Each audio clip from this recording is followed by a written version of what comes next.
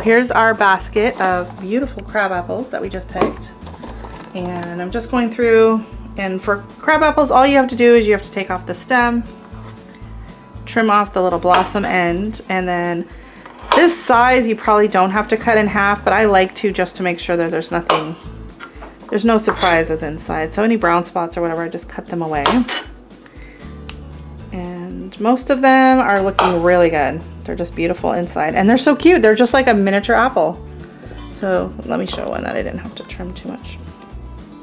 So they look like an apple, and then inside they have the same little seeds. I mean, they just look like a Barbie size apple.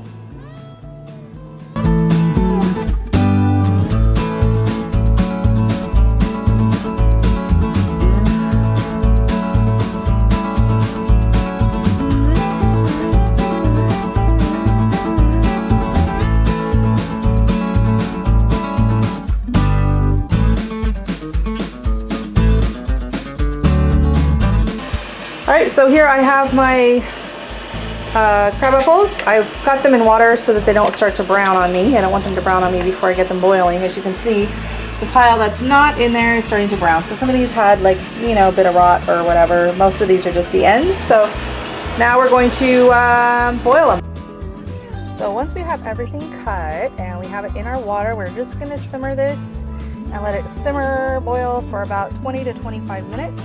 And we're going to make some juice. So that is the first step, is we have to make our juice out of the crab apples.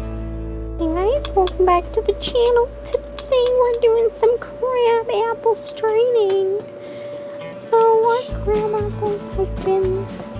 So I'm going to just pour some of it off and then mash it a bit more. It was so hard, it was hard to mash it.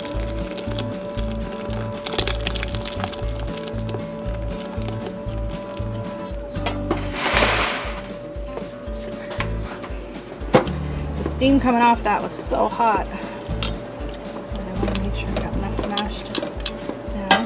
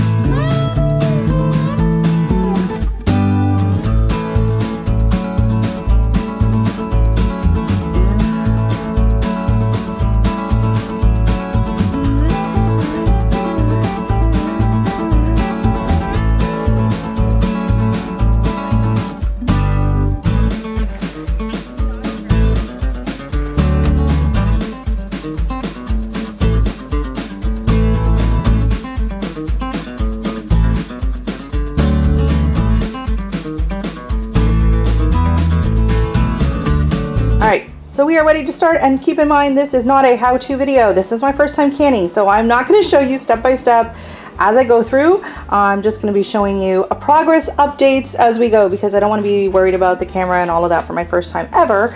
Canning, I have made this jelly. So this is crab apple jelly that we're making today. I have made this 2 years ago. It turned out great, so I'm really excited to be making more. My juice level is sitting at just under 4 cups, but we have some sediment down here, so I'm not sure if I'm going to incorporate that or not. I think I might, because I just don't want to lose that much volume, and I think it'll still be pretty. So what we're going to do is we're just going to measure how, and put in here, this is going to be our sauce pot we're going to use. I'm just going to measure how much, I'm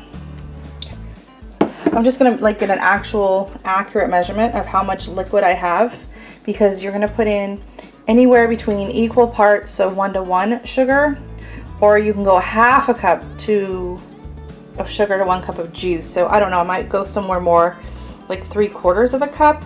It's gonna just depend, because these are pretty tart. So I will probably start off with half a cup to 1 ratio. And just once it starts to mix in, then I will taste it and see if we need to up the sugar before we get to the rolling boil, because with the amount of pectin we have in the naturally in the crab apples, it can happen really fast. So I'm gonna get started. 1 arm pouring, let's see. So I'm doing this just to get my, oh, it's thick. I don't know if you can tell the consistency of that when I pour it, but it's a fairly thick viscosity. Oh my goodness. Okay, so it's 2 cups, and I'll let you know how many I get at the end. Okay, so now I have 7 cups of liquid, and I added 5 cups of sugar. So I'm going to warm that up. Once the sugar dissolves, I'm going to taste it and see if we need more sugar or not. If not, we're going to just go up to a rolling boil. I think we need to get it a temperature of 219 to be at jelly stage. We'll test it, and then we'll can it. So I got my canner ready, which is just my large pot. I got my glasses, my jars and lids and everything are sterilized, so we're ready to go. Okay, so we're starting to come up to a bit of a simmer, and so I'm just going along and I am just skimming the top because it will start to foam up, and they said this stuff has so much pectin in it that it will start to set as the foam, and then you're gonna have like little foamy cloudy bits in your jam, which you don't want. Jelly, sorry. So I'm just gonna kind of keep skimming and keep checking the temperature, and then once we get close to that 219, I think is what we're coming up to. Once we get close to that amount, we will do our spoon sheeting test, and I think I have the other little thing in the plates, that's what it is. And then back here, I have my canners ready. My cans are sitting in there getting ready. Oh, they're fogging up. So we're getting close. Oh, and here we have our, set it down with lower. We have our DIY lid lifter in case we can't get them out with the tongs. We fastened some butcher twine onto a magnet, so that's gonna work. All right.